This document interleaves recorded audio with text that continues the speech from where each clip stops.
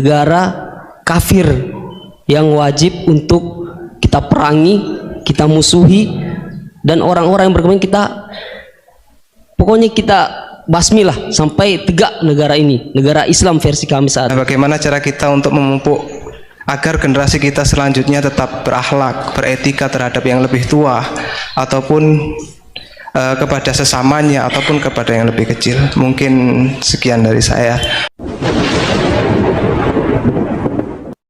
Warahmatullahi wabarakatuh. Yang saya hormati Bapak-bapak yang ada di depan, terutama Bapak Kiai Gus Baha. Perkenalkan, nama saya Imran, asal dari Poso, Sulawesi Tengah. Alhamdulillah pada kesempatan hari ini kita diberikan nikmat oleh Allah untuk bisa bertemu dengan Bapak Kiai yang mungkin secara pribadi dan mewakili mungkin perasaan teman-teman semua di sini, ada kerinduan, keinginan untuk berjumpa langsung dengan Kiai, dan alhamdulillah terlaksana dengan berkat artinya dari Allah Subhanahu wa taala melalui bapak-bapak kita dari Densus bisa memfasilitasi. Pak Kiai, yang pertanyaan saya, kita ini kan teman-teman ini bahasanya ex napiter, pernah masuk dalam kesalahan kebencian terhadap negara, bahkan diantara kita ini ingin membentuk negara sendiri, ya kan? Apalagi kami dari Poso, terutama MIT Mujahidin Indonesia Timur, itu pengen bentuk komunitas bahkan negara di Poso, gitu loh. Artinya ada kebencian-kebencian. Nah, bagaimana? Karena kami dulunya punya doktrin negara ini negara yang togut, gitu loh. Negara kafir yang wajib untuk kita perangi, kita musuhi, dan orang-orang yang berkembang kita, pokoknya kita basmilah sampai tegak negara ini, negara Islam versi kami saat itu. Nah, mungkin ada pesan atau ujangan nasihat untuk kami ini untuk semakin kuat, ataupun ada kisah-kisah ataupun ayat-ayat yang menjelaskan bagaimana kita itu harus sungguh-sungguh mencintai negara kita yang kita cintai ini. Kemudian yang kedua, Pak Kiai, terkait masalah ihsan ini seperti apa? Karena mahwal Islam, mahwal iman. Nah, ihsan ini kita mungkin yang belum terlalu kami pahami, apa itu ihsan yang kata Nabi, anta'budullaha ka'annaka tarahu fa illam takun tarahu fa innahu yarak. Mungkin ada penjelasannya Pak Kiai, Gus. Mungkin hanya ini yang dapat saya sampaikan. Assalamualaikum warahmatullahi wabarakatuh.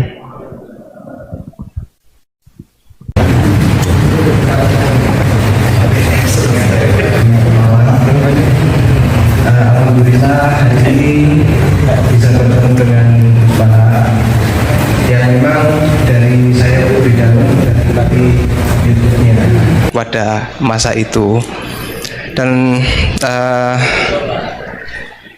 di sini Gus mungkin terdiri dari banyak saudara-saudara kita yang dari berbagai tempat, berbagai karakter dan berbagai sifat.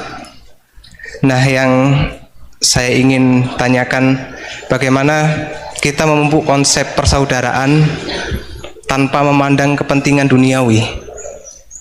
Karena kebanyakan dari kita bersaudara karena kepentingan, bukan bersaudara karena ya kita adalah saudara. Terus kemudian yang kedua yang ingin saya tanyakan itu, kita hari ini adalah mengalami degradasi moral yang luar biasa. Akhlak, sopan santun nyaris sedikit demi sedikit hilang. Nah, bagaimana cara kita untuk memupuk agar generasi kita selanjutnya tetap berakhlak, beretika terhadap yang lebih tua, ataupun kepada sesamanya, ataupun kepada yang lebih kecil. Mungkin sekian dari saya. Assalamualaikum warahmatullahi wabarakatuh. Monggo, silakan maju sama yang tanya. Mas Wildan, di situ aja. Jadi kayak diskusi gitu kan. Tadi zaman dari Sulawesi namanya pernah ngaji. Pernah ngaji. Waktu itu pernah ngaji. Tadi apa? Al-ihsan anta bidawaha ka annaka. Coba diulang lagi. Al-ihsan anta abdullaha ka'annaka tarahu fa illam takun tarahu fa innahu yaraka. Oh ya bagus, masih bisa dibenarkan. Ya bagus, masih ingat. Namanya siapa tadi? Imran. Ya. Memang orang sana kalau baca Imran apa Imron gitu. Dari sana Bugis Imran, jadi orang sana nggak pakai ro. Kalau orang ro jadi pakai ra. Kalau ainnya? Ain pakai ain. Berarti apa? Imron gitu. Ya kalau sana tulisan KTP Imran. Apa bacanya orang-orang Sulawesi? Apa? Imran. Bismillahirrahmanirrahim. Ya yang rileks saja ya. Saya pernah ketemu orang yang pakaiannya itu ndak, mungkin kalau orang syariat bilang ndak syar'i lah, pakai pakaian yang tidak syar'i, tapi dia muslimah, dia ke masjid. Saya ditanya sama seseorang, Gus kok sama orang gitu mau bertemu gitu, karena terus saya bilang kenapa? Dia pakaiannya ndak islami gitu. Oke, dia tidak pakaian Islam itu nyata, tapi dia ke masjid itu Islami, tetap sholat itu Islami.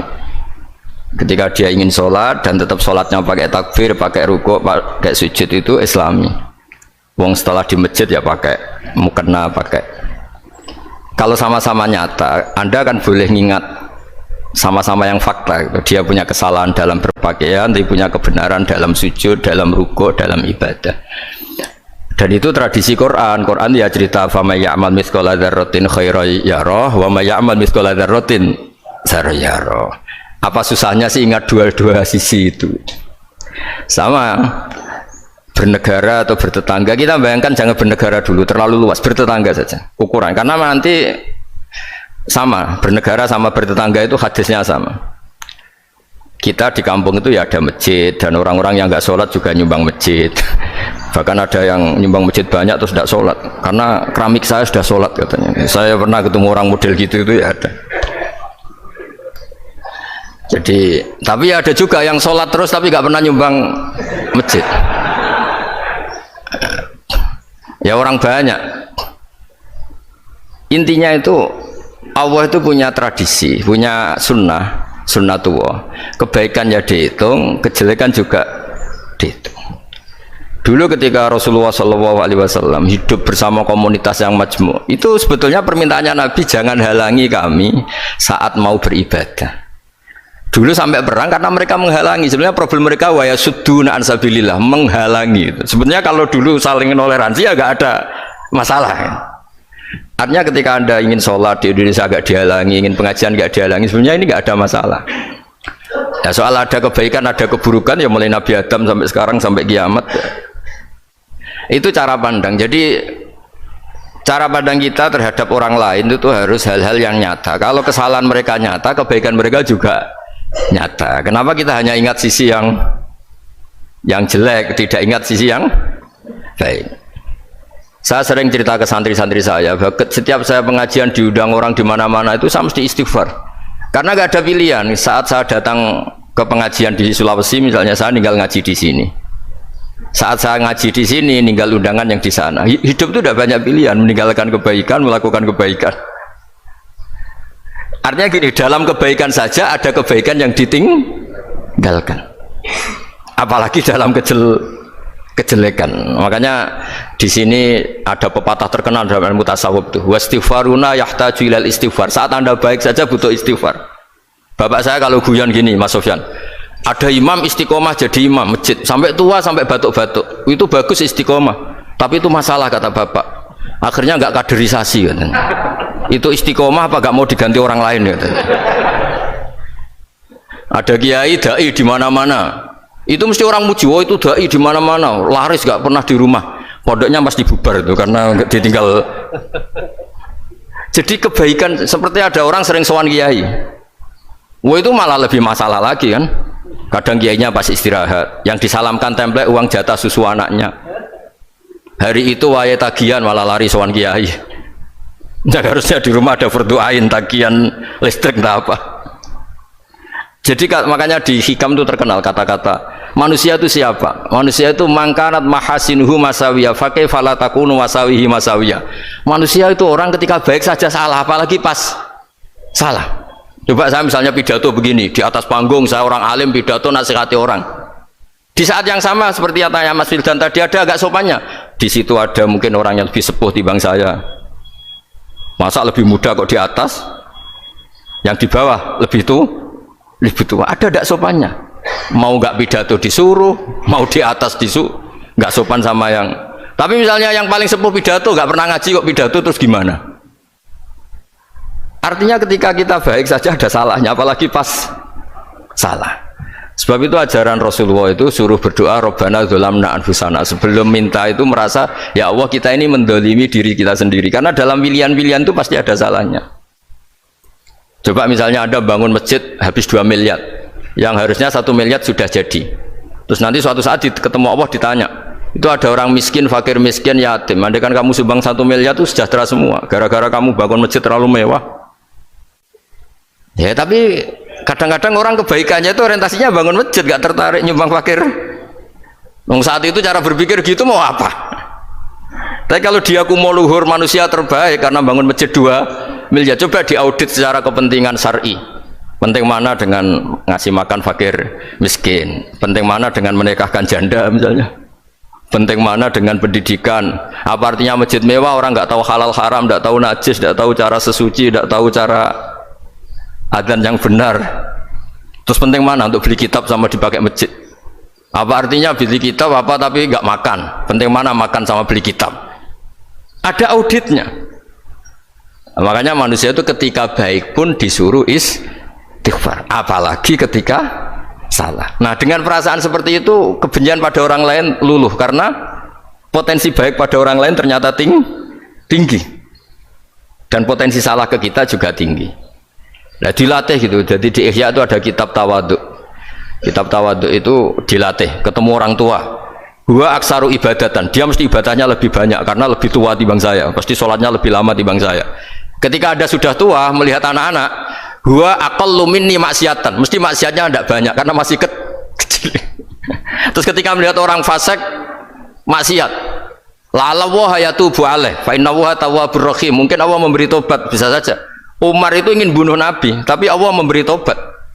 Yang sowan kiai saja tidak mesti dapat tobat. Umar ingin bunuh Nabi, tapi Allah memberi tobat. Akhirnya ya tobat jadi Islam yang baik. Dalam sejarah Wali Songo, Kalijogo sowan Sunan Bonang itu ingin garong, tapi malah jadi muridnya jadi wali. Kalau Allah sudah menghendaki tidak ada ya. Perang Uhud orang Islam kalah itu karena panglimanya siapa? Khalid bin Walid. Tapi dia malah yang dapat hidayah. Nah sama orang yang sekarang Anda benci, bisa saja Allah merencanakan ada apa? Hidayah di situ. Dan kita yang merasa benar, jangan saja ada rencana Allah bikin kita su'ul khotimah, naudzubillah min dzalik, kan tidak pernah tahu. Nah, dari tidak pernah tahu itu orang diusahakan tawaduk. Wa ma adri ma yuf'alu bi wala bikum, kita tidak pernah tahu. Makanya meskipun saya ini kiai terus kata orang banyak itu ketok, kalau istighfar ya nangis betul ya.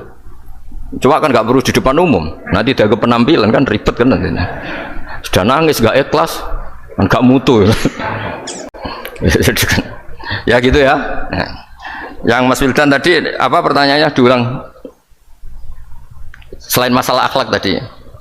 Tentang bagaimana cara kita bersaudara tanpa memandang kepentingan duniawi. Nah ya makanya tadi saya bilang bernegara itu pakai hadis. Misalnya Nabi pernah ngendikan, kamu itu punya 3 tetangga, yang satu punya 3 hak, yaitu dia tetangga kamu, dia seagama kamu, dia sesaudara kamu. Jadi ada 3 hubungan, seagama, sesaudara, dan tadi apa? Dia tetangga kamu, dia seagama dengan kamu, dia masih kerabat kamu. Terus ada tetangga yang punya 2 hak, yaitu dia tetanggamu, seagama dengan kamu, tapi tidak sekeluarga dengan kamu. Terus ada tetangga yang punya 1 hak, dia tidak keluarga kamu, dia tidak seagama dengan kamu, tapi tetap punya hak karena itu tetangga kamu. Dan itu kata Nabi semuanya berhak kamu baikin karena ada hakul jar. Makanya dulu doa ada bil kubri itu ceritanya sederhana. Ada seorang perempuan Yahudi ya, sowan Sayyidah Aisyah. Kalau sowan ya dikasih uang sama Sayyidah Aisyah. Padahal Yahudi ya. Ketika dikasih uang, terus si Yahudi tadi, semoga engkau diselamatkan dari siksa kubur. Zaman itu Sayyidah Aisyah belum dengar hadis tentang siksa kubur.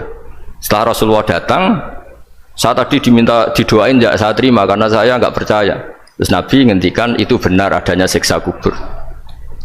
Ketika komunitas Yahudi di Madinah itu puasa Asyura, Nabi coba tanyakan mereka, kenapa puasa Asyura? Padahal orang Yahudi. Oh, terus setelah ditanya, Yaumun najjawahu fihi Musa, itu hari di mana Allah menyelamatkan Nabi Musa, kata orang Yahudi. Terus kata Rasulullah, nahnu ahaqqu bi Musa, saya juga berhak menghormati Musa. Kemudian Nabi puasa. Suatu saat lagi ada orang Yahudi datang, ya Rasulullah, ya Muhammad, manggilnya ya Abul Qasim karena orang Yahudi. Ya Abul Qasim, nanti nasib langit bumi ini di mana? Manusia yang sudah mati-mati di mana ketika bumi dihancurkan? Mayat-mayat yang sudah di kuburan di mana? Terus orang Yahudi tadi bilang, Inna woha wadu as-samawati ala dzih wal arodina ala dzih. Soalnya Allah itu bisa saja mengelola langit bumi yang sudah hancur gini-gini. Nabi itu tertawa-tawa. Dalam sebuah riwayat disebut hatta badat nawajidu, tertawanya Nabi itu lepas sampai giginya kelihatan. Kata rawinya tasdiqan liqaulil khabri, karena Nabi membenarkan orang Yahudi tadi. Jadi intinya dalam banyak hal itu ya dicari kesamaan. Makanya kalau interaksi dengan kelompok lain, kata Nabi, la tusaddiquhum wa la tukadzibuhum. Kamu jangan mengiyakan, juga jangan menolak. Kamu tolak jangan-jangan pas yang sama dengan ajaran kita. Kamu benarkan jangan-jangan yang tidak sama. Ya sudah, kalau nggak sependapat ya jangan ngambil sikap. Nah, itu juga yang dipraktekkan Rasulullah SAW. Nabi yaqumu lailatan yuraddidu hadil ayat. Nabi pernah sholat 1 rakaat hanya ngulang 1 ayat. Itu aja gak selesai. Yaitu ngulang-ngulang ayat. Fa'aqulu kama qalal abdus sholeh in tu'adzibhum fa innahum ibaduk wa in taghfir lahum fa innaka antal azizul hakim. Pun Gusti kula nyerah. Semua ini hamba jenengan, monggo jenengan napakno sing duwe jenengan. Intinya itu ini wilayah jenengan, ndak wilayah saya. Nah, kadang-kadang kita sebagai manusia itu jumawa seakan-akan itu wilayah kita. Kita nyiksa terserah kita, mengampuni ya terserah kita. Padahal tidak milik kita. Dunia ini milik Allah Subhanahu wa ta'ala. Makanya yang terakhir saya ijazahkan, ijazah bapak. Bapak saya itu orang hafal Quran, alim tapi lucu, senengannya guyon. Kalau ngajarkan saya tauhid, tasawuf itu gampang. Hak, kamu punya tetangga, punya Innova. Terus kamu berpikir, kamu miskin berpikir, itu pajaknya aja berapa? Kalau apa itu bannya sudah halus itu gantinya kayak apa, kalau rusak kayak apa. Terus kata bapak, orang melok duwe kok mikir, udah ikut punya kok mikir. Terus coba kamu nggak ikut punya Alphard, terus saya mikir, wah itu pajaknya berapa Pak Martinus, bisa dipakai beli motor kan, pajaknya apa? Alphard ini. Oh nggak ikut punya kok. Nah, dunia itu rawekmu, mau pikir lah, apa sing duwe. Maksudnya dunia itu milik Allah, apa kamu pikir itu milik yang punya gitu. Nah, itu yang dimaksud dalam ilmu tasawuf, da'it tadbir fama qoma bi ghairuk la tuqim bihi nafsak. Sudah, kamu tidak usah ikut campur, itu wilayahnya Allah katanya. Karena wong nggak ikut punya kok ikut mikir. Anda benci orang, benci sekali karena dia tauhid misalnya. Jangan-jangan Allah punya rencana memberi hidayah dia, atau Allah punya rencana dari dia keluar orang-orang Islam yang soleh. Makanya ketika malakul jibal, ya Rasulullah, saya disuruh Allah, terserah engkau, in syi'ta an udbiko alaihim al-akhsyaban. Kalau engkau mau orang-orang yang mendustakan kamu saya hancurkan. Apa jawabannya Nabi? La, jangan. Bal arju ayyukhrijawah min aslabihim ma ya'buduwaha wa la yusyriku bihi syai'an. Itu di Bukhari. Enggak, bisa saja sekarang dia kafir, anak turunnya jadi Islam. Dan betul, Abu Jahal punya anak Ikrimah, Abu Lahab punya anak Darrah, Walid itu musuh besarnya Nabi, punya anak Khalid. Ya sudahlah, kita selalu berharap bahwa ini wilayahnya Allah. Sudah, kita berharap agama ini bagi yang selalu punya harapan. Limangkana yarjuwa, orang yang selalu punya harapan. Kita berharap tambah hari tambah baik, tambah damai, tambah kondusif, tambah segalanya baik. Dan saya seperti ini juga ingin ikhlas dan akan selalu ikhlas. Ya, saya sering bilang kalau pejabat mau sini itu sering tak ngel-ngel. Saya ini sudah ingin Indonesia itu baik itu tanpa diminta. Kalau diminta itu malah seakan-akan saya belum melakukan. Ini kan sudah saya lakukan kok baru minta.